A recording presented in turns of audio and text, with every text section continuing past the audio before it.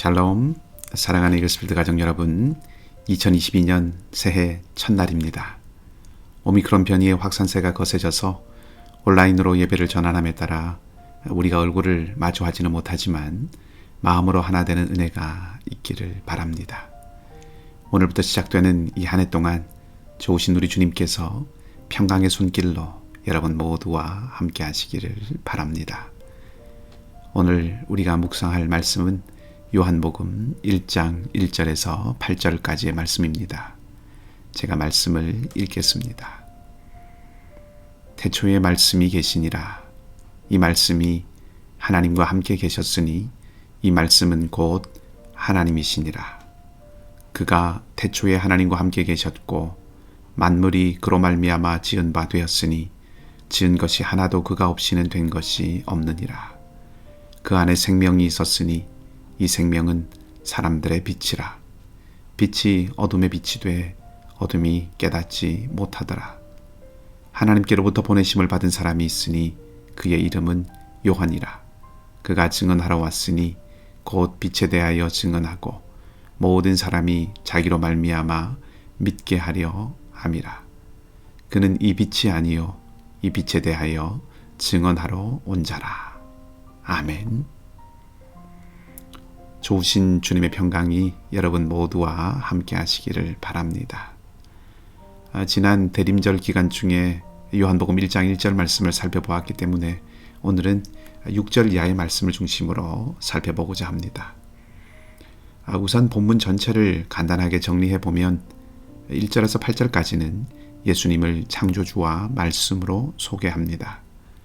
그리고 예수님이 세상의 빛이고 생명이신데 그 빛에 대하여 증언하기 위해서 하나님께서 요한을 보내셨다고 기록하고 있습니다. 오늘 우리가 살펴볼 6절에서 8절 말씀까지에는 세례자 요한에 대해서 조금 더 자세하게 말하고 있는데요. 요한은 첫째, 예수님처럼 하나님으로부터 보냄을 받은 사람입니다. 하나님께서 목적을 가지시고 요한을 보내셨다는 것입니다. 그리고 두 번째로 그는 세상의 빛인 빛이 아니고 빛이신 예수님에 대하여 증언을 하러 온 사람입니다. 요한은 예수님에 대하여 증언하는 사명, 나아가서 요한의 증언을 통해서 사람들이 예수님을 믿게 하는 사명을 가진 사람이었습니다. 5절을 보면 빛이 어둠에 빛이 돼 어둠이 깨닫지 못했다고 말하고 있습니다. 예수님께서 오셨지만 사람들이, 세상이 예수님을 믿지 않았다는 것입니다. 이 사람들이 예수님을 믿도록 요한은 사람들을 깨우치는 일을 해야 했다는 것이지요. 최근에 나온 Don't Look Up이라는 영화가 있습니다. 지구로 다가오고 있는 거대한 혜성이 있다는 것을 발견한 한 천문학자가 세상의 그 위험성을 알리지만 많은 사람들이 무시하고 듣지 않습니다. 사람들이 눈을 들어서 위를 쳐다보기만 하면 진실을 알 수 있습니다. 하지만 거대 기업과 결탁한 정치권은 자기들의 이익을 위해서 사람들에게 위를 쳐다보지 말라, Don't look up 이라고 말하죠. 결국 천문학자의 노력은 허사가 됩니다. 사명에 대해서 생각해 보았습니다. 요한은 혜성이 다가오고 있다는 것을 알고 말하지만 누구도 귀 기울여 주지 않고 오히려 무시하는 영화 속의 세상 같은 그런 세상을 살았습니다. 그는 많은 사람들이 모여있는 도시가 아닌 광야에서 외쳐야 했습니다. 권력자들은 오히려 요한을 적대시했습니다. 그가 요구한 회개와 세례를 받으러 사람들이 나왔지만 그러나 여전히 더 많은 사람들은 요한을 경원시했습니다. 세례를 주고 회개를 말했지만 요한의 말을 들은 모든 사람들이 다 예수님을 믿은 것도 아니었습니다. 얼마나 많은 사람이 요한의 말을 듣고 예수님에 대해서 알고 예수님을 믿었는지 가늠할 수는 없습니다. 어쩌면 그 열매가 많지 않았을 수도 있습니다. 요한복음 6장을 보면 예수님을 따르던 많은 사람들 중에 거의 대부분이 떠나버렸다고 기록하고 있기 때문입니다. 그렇다면 요한은 실패한 것일까요? 영화 이야기로 다시 돌아가 봅시다.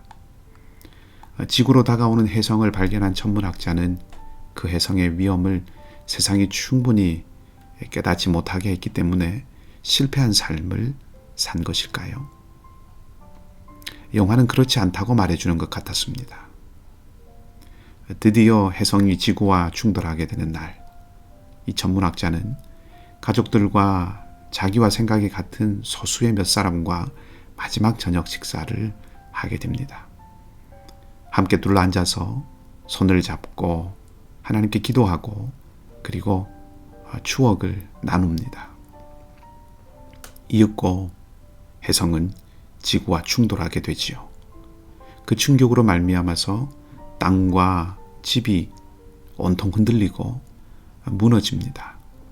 그 가운데서도 이들은 그 자리를 뜨지 않고 끝까지 일상의 사소한 이야기를 하면서 종말을 맞이하게 됩니다. 그리고 영화가 끝납니다. 저의 해석입니다마는 이 천문학자의 마지막 종말은 사명을 감당하는 것이 무엇인가를 생각해 보게 합니다. 사명은 감당하는 것이지 무엇인가를 성취하는 것에 목적이 있지 않다는 것을 이 영화가 말해주는 것 같았습니다. 사명을 통해서 무엇인가를 이루시고 성취해 가시는 것은 철저하게 하나님의 영역입니다. 요한도 다만 자기의 사명을 다할 뿐이었습니다. 사명을 책임이나 역할이라고 바꾸어도 크게 어긋나지는 않을 것입니다. 우리는 성취라고 하는 이룸에 마음을 둘 것이 아니라 최선을 다해서 감당하는 다함의 마음을 두어야 합니다. 이룸에 마음을 두는 순간부터 강제와 억지가 개입될 수 있습니다. 무엇인가를 이루고 성취하는 것에 전혀 관심을 갖지 말라는 뜻은 아닙니다. 뿌리가 어디에 있어야 하는가 하는 것을 말씀드리는 것입니다. 요한은 헤롯에게 죽임을 당합니다. 구름대와 같은 많은 사람들을 예수님께로 이끌지 못했습니다. 하지만 내일 묵상할 본문인 15절 말씀을 보면 그는 예수님에 대해서 누구보다 충실하게 증언합니다. 요한은 이룸에 마음을 둔 것이 아니라 다함에 자신을 드렸습니다. 그리고 예수님은 이 요한에 대해서 여인이 낳은 자 중에서 가장 큰 자라고 하셨습니다. 우리는 하나님의 의를 이루기 위해서 우리 자신을 드릴 뿐입니다. 이루시는 분은 하나님이십니다.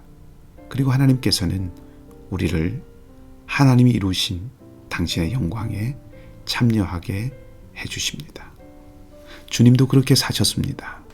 주님은 하나님에 대해서 순복하셨고 자신을 온전히 드리셨습니다. 그리고 베드로는 하나님이 주님을 죽음에서 일으키셔서 주와 그리스도가 되게 하셨다고 사도행전 2장 36절에서 말했습니다. 새해가 시작됩니다. 성취하고 싶고 이루고 싶은 소망이 동해에 떠오르는 태양처럼 우리 마음속에서 솟아오릅니다. 귀한 마음입니다. 그 마음이 동력이 되고 그 마음이 힘이 되어 우리의 삶을 힘차게 달려가게 할 것이기 때문입니다. 그러나 동시에 잊지 않아야 하는 것 한 가지 있습니다. 우리는 역할에 충실하고 사명을 다하고 부르심을 온전히 쫓아가는 다함의 마음의 뿌리를 내려야 합니다. 그때 하나님께서 우리를 통해서 하나님의 일을 이루시고 하나님의 영광을 함께 누리게 하실 것입니다. 이 놀라운 은혜와 삶의 신비를 맛보는 복된 오늘 하루와 또 이 한 해가 되시기를 주님의 이름으로 간절히 축복합니다. 함께 기도하겠습니다. 하나님 아버지, 모두가 빛이 되려고 하는 시대에 빛을 증언하러 온 사명을 묵묵히 감당했던 요한처럼 우리도 이룸의 마음을 빼앗기는 것이 아니라 다함의 뿌리를 내려 오직 하나님의 의를 이루는 삶에 우리를 들이며 살아가게 하여 주시옵소서. 참빛이신 주님이 이 세상에 오셨으나 세상이 주님을 알지도 깨닫지도 믿지도 못했다는 요한의 말이 오늘 우리 시대에도 동일함을 봅니다. 진리와 생명이신 주님을 먼저 알고 믿은 우리가 하나님 나라의 복음을 증거하며 살아가는 이 한 해가 되게 하시고 우리와 우리 공동체를 통하여 하나님께서 이루실 하나님의 일들을 이루며 바라보는 기쁨이 가득한 이 한 해가 되게 하여 주시옵소서. 우리 사랑하는 이글스필드 모든 가정들을 기억하여 주시고 팬데믹의 어려움이 우리를 계속해서 움츠러들게 하지만 우리의 마음과 영은 주님 주시는 자유함으로 소망을 잃지 않게 하여 주시옵소서.